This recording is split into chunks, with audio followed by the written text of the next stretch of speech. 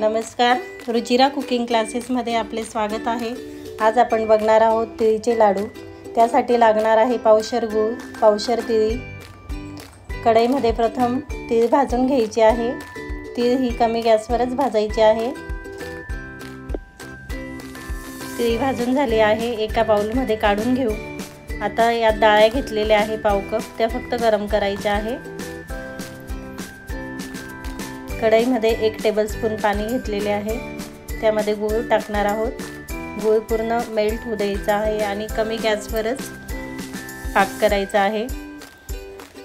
गूळ पूर्ण मेल्ट झालेला आहे, यावर पूर्ण बबल्स दिसल्यानंतरच आपल्याला पाक चेक करायचा आहे। अशा प्रकारे पाक स्ट्रेच झाला पाहिजे, म्हणजेच गोळीबंद पाक करायचा आहे।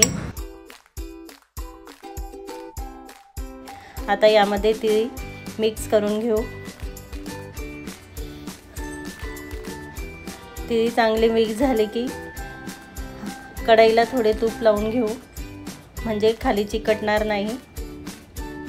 आता हाताला पण थोडे तूप लावून घेतलेले आहे, म्हणजे हाताला गरम लागणार नाही आणि चिकटणार पण नाही। आता त्याचे लाडू बांधून घेऊ।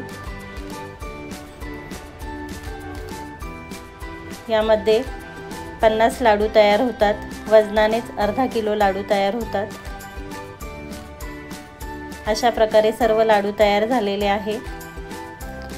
खमंग खुसखुशीत असे तिळीचे लाडू करून बघा आणि नक्कीच मला कमेंटमध्ये सांगा। अशाच नवनवीन रेसिपींसाठी रुचिरा कुकिंग क्लासेसला सबस्क्राईब करा, शेअर करा आणि लाईक करा।